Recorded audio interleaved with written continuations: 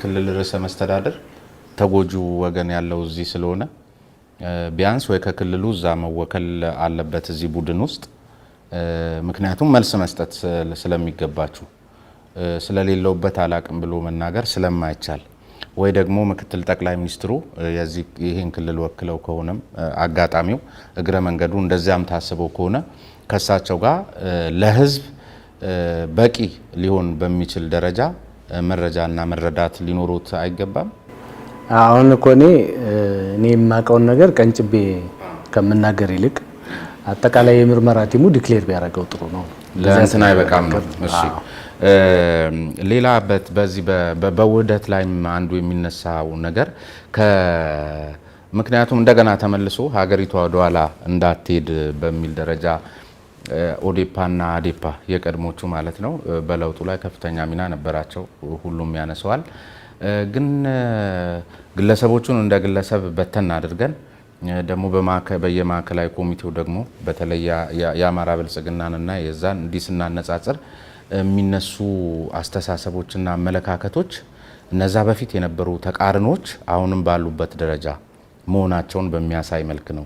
በህገ መንግስት ጉዳይ ላይ በፌዴራሊዝም ጉዳይ ላይ አንዳንዴ በርዕዮተ ዓለም ጭምር ሳይቀር የነበረው ልዩነት እንዳለ ነው። ተቃርኖ ለምሳሌ በፌዴራሊዝም ጉዳይ በህገ መንግስት ጉዳይ ብዙዎቹ እኛ እኮ ፌዴራሊዝም ላይ ተቃርኖ የለንም።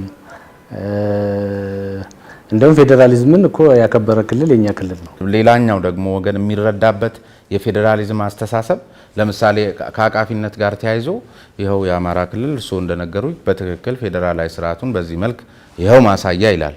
ሌሎቹ ግን ይኸው ማሳያ ሊሉ የሚችሉበትን እድልም እስከዛሬ ፈጥረው አያውቁም። ይናገሩታል እንጂ አያደርጉትም። በግልጽ ግን ደግሞ የሚናገሩት አለ። የአማራ ክልል ህገ መንግስት ማሻሻያ ይጠይቃል፣ ሌሎቹ አትነካትም የሚል ነገር። አሁን ማየት ያለብን ለምሳሌ ከሁለቱም በኩል እንደዚህ አይነት በተለይ ይሄ አንድ ላይ የመስራት ጉዳይ እስከ መቼ ይዘልቃል? እነዚህ ሳይፈቱ የሚሉ እንትኖች ይሄንን ለፖለቲካ ፍጆታም ለሌላም የሚያቀነቅኑ አካላት አሉ። ህገ መንግስት ይሻሻል አይሻሻል የሂደትና የጊዜ ጉዳይ ካልሆነ በስተቀር በእርግጠኝነት የሁሉም ሀሳብ የሁሉም አሁን አብረውን የተቀላቀሉ አጋር ፓርቲዎች ብልጽግናን እንግዲህ ሁለቱ ፓርቲዎች ብቻ አይደለም የመሰረቱ አጋር ፓርቲዎችም አሉ እና የሁሉም አስተሳሰብ ህገ መንግስት ማለት ቁሞ ቀር ነው ወይ የሚል አስተሳሰብ ነው ያለው እንደ ፓርቲ። ነገር ግን ከውጭ ያለው እንግዲህ ሁለቱ ህዝቦች ላይ ያለውን ፔን ደግሞ መረዳት ያስፈልጋል። ሁለቱ ትልቅ ህዝቦች በመሆናቸው ሰፊ ህዝቦች ስለሆኑ ሁለቱ ላይ የሚፈጠር ሽኩቻ የሚፈጠር ልዩነት እና የሚፈጠር ክራክ ከዚህ በፊትም ሆን ተብሎ ታልሞ ሲሰራበት ስለነበር በ27 ዓመት ውስጥ ሁለቱ ህዝቦች ላይ ከፍተኛ የሆነ የተለያዩ የጥላቻና መጥፎ ትርክቶች እየተፈበረኩ ይሰራባቸው ስለነበር እነዚህን ሁለቱ ላይ ክራክ መፍጠር ነው ብልጽግናን ለማንገዳገድና ለመጣል የሚያስፈልግ ብለው አቅደው የሚሰሩ ኃይሎች ግን አሉ ፖለቲካሊ። ከዚያ የተነሳ እንዲህ አይነት ነገር እንዲው በዚህ ላይ ሳይግባቡ በዚህ ላይ እንዲሳይሉ እንደዚህ አይነት የሚል እና የተወሰኑ ሰዎች የሚናገሯቸውንም ቃላት እየገጣጠሙ አሁንም እኮ እንዲህ ነው ስለዚህ የውሸት ጥምረት ነው ብለው ይሄን ጀስቲፋይ ለማድረግ የሚሞክሩ አካላት እንዳሉ አውቃለሁ። ነገር ግን እንደ ብልጽግና ፓርቲ እስካሁን ባደረግናቸው ውይይቶች እስካሁን በቀረጽናቸው አጀንዳዎች በሁሉም ላይ የሀሳብ ልዩነት ሊኖር ይችላል። ነገር ግን ከዚህ በፊት ከነበረው በጣም በሰለጠነ መልኩ ተግባብተን የምንሰራበት ነው። ያ ማለት ግን ቅድም እንዳልከው ሌላ አካባቢ ያለው ብሔር ብሔረሰብ መብቱም ጥቅሙም ሁሉ ነገር ተከብሮ መኖር አለበት። ግን እየገጣጠሙ ወሬ የሚያወሩ አካላት እኮ ቀዳዳ ስለሚያገኙ ነው ይሄን የሚያደርጉት በየትኛውም ዘርፍ ላይና ታዲያ ይሄን መከላከል የሚቻለው ደግሞ ለወሬ ማይመች ተግባራዊና የሚጨበጥ ስራ በመስራት ነው። አሁን እንግዲህ ብልጽግና የተመሰረተው መቼ ነው የሚለውን ማየት ጥሩ ነው። ብልጽግና ከተመሰረተ ገና አጭር ጊዜ ነው። በሪፎርም የመጣ ፓርቲ ነው። ቅድም እንዳልኩ ብልጽግና ውስጥ ሆኖ ብልጽግና የሆነውም ቅድም ካልኩት አንዳንዴ ሲናገር የቃላት ግድፈት ወይ ምናምን የሚፈጥራቸው ችግሮች ይኖራሉ። ግን የብልጽግና ካባለው ሰው ደግሞ ሪል ብልጽግና ያልሆነ ወደፊት በተግባር እያየን የምናራግፈው ደግሞ አመራር ይኖራል። ይሄ ሁሉ ባለበት በአንድ ጊዜ ሁሉንም ችግር በአንድ የፈተህ ወደ መስመር ለማስገባት ያስቸግራል። ስለዚህ ትግል ይጠይቃል ማለት ነው። ብልጽግናን መመስረቱ አይደለም ኢንዱ። አሁን ባለው ግን የብልጽግና ፓርቲ እኔ ለመግለጽ የሞከርኩት ሁሉን ነገር ተግባብተን ችግር ሲኖርም ተወያይተን የምንፈታቸው ናቸው። የሀሳብ ልዩነት ሊኖር ይችላል፣ ሌላ ነገር ሊኖር ይችላል። ነገር ግን ብልጽግናን አሁን ቅድም ሰዎች በሰጉበት እና በተቹበት አይነት ሁኔታ ሳይሆን የዚያ ግልባጭ እንዲያውም በጣም ስትሮንግ የሆነ ሁሉን ችግሮች በጋራ መፍታት እንዳለብንና ሌሎችን ነገር ማድረግ እንዳለብን እየተነጋገርን የምንፈታቸው ናቸው። እንግዲህ በጊዜ ሂደት ደግሞ የሚፈቱት እየታዩ የሚፈቱ ይሆናል እና ሁሉም ቦታ ላይ እንደዚህ አይነት ነገር እየሰራን ነው ለማለት ነው። ከዚህ ከአማራ ይሄ ሀገራዊ ፍትሃዊነት ጋር በተያያዘ እንደዚህ አማራ ብዙዎቹ አጀንዳዎች ለመስተካከል አስተሳሰቡ እንደተጠበቀ ነው። ብዙዎቹ አጀንዳዎች በአማራ ብሔርተኝነት ውስጥ የሚመለሱ ናቸው። ምናልባት የሀገራዊ አንድነቱ ላይ ሲሄድ የሌሎቹ የደረጀ ነው። አማራ የብሔርተኝነትን የተንጠለጠለ ሀሳብ ነው። ቅድም እንዳሉት ነው። ላርገው እንኳ ሲል እያቃተው የተቸገረበት ነው ይሄ ብሔርተኝነትን። ምክንያቱም በአቃፊነት ውስጥ ለበርካታ ዓመታት ያለ። ስለዚህ መሰረታዊ የሆኑ አጀንዳዎቹን መመለስ ከቻለ ጊዜ ወስዶ በብሔርተኝነት አስተሳሰብ ነው እንጂ የህዝቡ ጥያቄ በዚህ በሀገራዊ አንድነት ስም እንዳይከሽፍም ስጋት ያላቸው አሉና በዚህስ መልክ አይታችሁታል?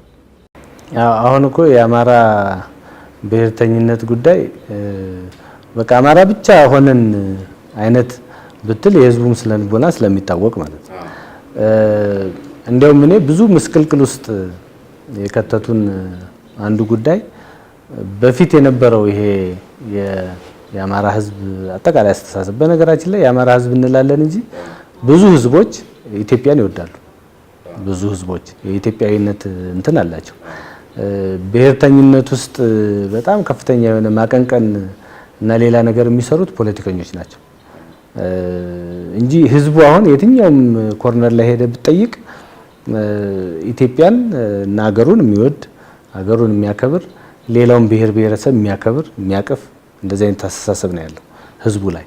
ነገር ግን ፖለቲከኞች ቅድም እንዳልኩት ወይ ከፖለቲካ ተገፋን ብለው ሲያስቡ ወይ ደግሞ የሆነ ነገር እንትን ሲሉ አካባቢውን ልክ የነሱ ብቻ የኔ ብቻ የሚል አይነት እንትን ውስጥ ይከቱታል እና ይሄ ወደ ከረረ ብሔርተኝነት መሄድ ብሔራችን ንርሳ አይደለም። ኦልሬዲ ይታወቃል፣ የአማራ ህዝብ ይታወቃል፣ የአማራ ብሔር ይታወቃል። በውስጡም ሌሎች ብሔር ብሔረሰቦችም የሚኖሩበት ህዝብ ነው። ይሄ የሚታወቅ ነው። እሱም ሌላ ቦታ የሚኖር ነው። የትኛውም ቦታ ላይ የአማራ ህዝብ እና የአማራ ብሔር የማይኖርበት አካባቢ ይገኛል ብዬ አላስብም። አማራ በትግሉ ልክ በፖለቲካዊ ቅኝቱ፣ ልምዱ፣ ተሞክሮ ትግሉ ልክ በየትኛውም የሀገሪቷ ክፍል ላይ በሚገባው ህዝቡን በሚመጥን ደረጃ ፋይዳ ያለው ሚና እየተጫወተ ነው። አሁን እንግዲህ አሁን እንደ ግምገማችን ነው ብዙ ቦታ ላይ የህዝብ አብዛኛው ቦታ ላይ ስራ የሚያስተምር በጣም ታታሪ ሰርቶ የሚያድር ህዝብ ነው። ይህን ህዝብ ወደፊት ባለው የፖለቲካ ምህዳር ውስጥ የራሱን ክብር፣ የራሱን ማንነት እና የራሱን የነበረውን ስነልቦና ጠብቆ የሚሄድበትን ምህዳር መፍጠር አለብን።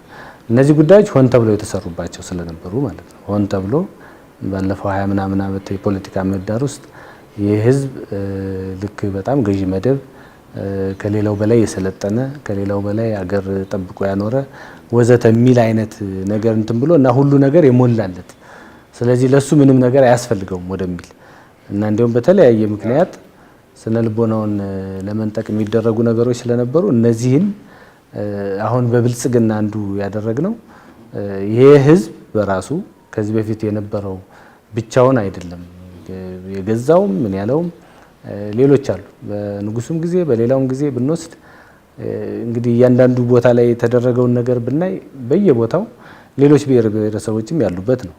የአድዋም የሌላውም ታሪክ ተመሳሳይ ነው። አሁን ያ ጉዳይ የተለየ ገጽታ ተይዞ ተቀስቅሶበታል። ይሄ ልክ ሌሎችን የሚበድል የሚጨቁን እና ሌላ ነገር እንደሚያደርግ ተደርጎ ይሄ መቀስቀስ ብቻ ሳይሆን ሰነዶች ተዘጋጅተው ሌሎች ብሔር ብሔረሰቦች እንዲማሩ እና ልክ እሱ ወደ ኋላ እንዳስቀራቸው ወዘተ የሚያደርግ ነገር ስለነበር ከዚህ መውጣት አለብን። ከዚህ መውጣት ማለት ብሔርን ማቀንቀን ማለት አይደለም። የተዛባ ታሪክን የተዛባ ትርክትን ማከም ማረም ነው። ያ ማለት ግን አማራን መርሳት ደግሞ ማለት አይደለም። ድሮም ቢሆን ብሔረ አማራ ዲሞክራሲያዊ ንቅናቄ እኮ ነው ብአዴን ስሙ፣ ምንም እንትን የለውም። እዚያ ውስጥ ያሉ ሰዎች በምን ያህል ደረጃ ራሱን ህዝቡን አድነውታል ሌላ ጉዳይ ነው። አንዳንዶች በቃ ይሄ ገዢ መደም ይሄ ትምክት እንዲያርጎህ የሚል መጥፎ ስዕል የመስጠትና ህዝቡም ደግሞ እንዲህ ተባልኩ የሚል ኤሊቱም ከመተባበርና ከመተጋገዝ ይልቅ ወደ መጠላለፍና ወደ ጥላቻ ፖለቲካ ውስጥ ያስገባንም እሱ ይመስለኛል። ይሄን ማከምና ማረም ወደዚህ ስመጣ ከመምጣቴ በፊት በነበረኝ ዝግጅት እዚህም ባህር ዳር ከተማ ላይ በቆየባቸው ቀናት አቶ ተመስገን በጣም አይናገሩም እንጂ በጣም ነው የሚሰሩት የሚል አቋም ያላቸው ብዙዎች አግኝቻለሁ። አንዳንዶቹ ደግሞ በዚሁ አቋማቸው ላይ ከዚህም በላይ ማድረግ ይችሉ ነበር፣ ግን አዲስ አበባ እየተመላለሱ የሚሰሩት ነገር ነው ትንሽ የጎተታቸው የሚል ነገር ይነሳል። እንግዲህ እኔ ባለኝ እንትን ያው አመጣጤም የሚታወቅ ነው። ቤተሰቦች አዲስ አበባ ነው ያሉት። ነገር ግን ላረጋግጥ ለምፈልገው አንድም ቀን ቤተሰብ ለመጠየቅ ብዬ አዲስ አበባ ሄጄ አላውቅም። እንግዲህ መጀመሪያ ላይ ወደዚህ ስልጣን የመጣውበት ሁኔታም ትንሽ ያው አስቸጋሪ ወቅት በነበረበት ሰዓት እና ባላሰብኩበት እና ባላቀድኩት ሰዓት እንደነበር ይታወቃል።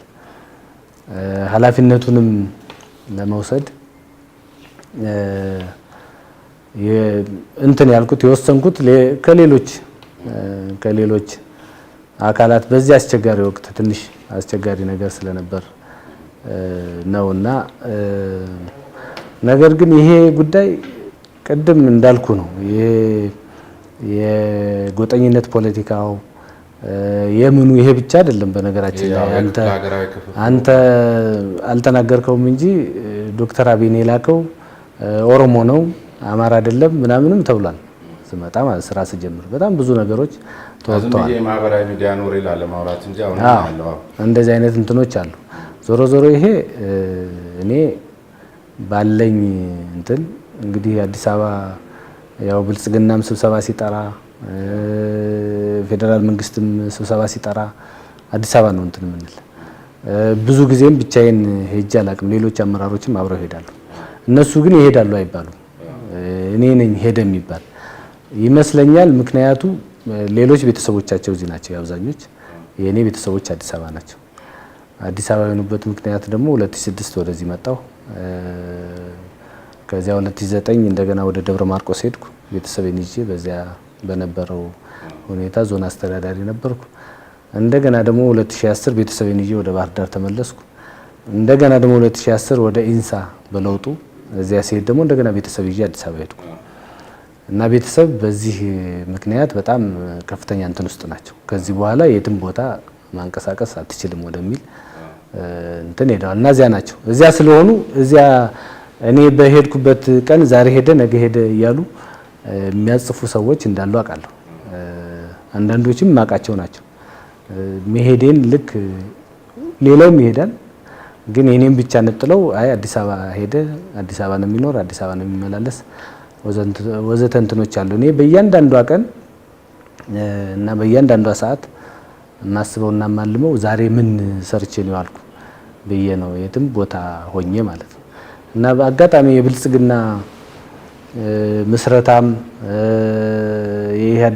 ከኢህአዴግ ወደ ብልጽግና ስንሸጋገርም በርካታ ቀናት የሚፈጁ ጭቅጭቆችና ክርክሮች የነበሩበት ስብሰባ ነበር። የስራ አስፈጻሚ ወደዚህ ስልጣን ስመጣ እንግዲህ ስራ አስፈጻሚም ርዕሰ መስተዳድር ምናምንም አይነት ነገር ስለሆንኩ የስራ አስፈጻሚ ስብሰባ ይጠራል፣ የመንግስት ስብሰባ ይጠራል።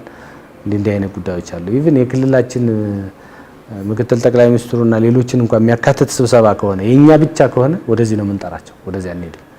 እና ብዙ ጊዜ ከአዲስ አበባ ይልቅ ሌላ ክፍለ ሀገር እና ዞኖች ላይ እና እነዚህ ኢንቨስትመንት ያለባቸው አካባቢዎች ላይ እና ሌሎች ላይ ያጠፋሁት ጊዜ ነው እንትን የሚል ሀሳቤም ትናንሽ ነገሮች ላይ ከመዋል ይልቅ ትላልቅ ነገሮችን ሰርቶ ህዝብ የሚቀይር ነገር ብናስብ ይሻላል የሚል እንትን ነው። እንግዲህ የቤተሰብ እዚያ መሆን ይመስለኛል አዲስ አበባ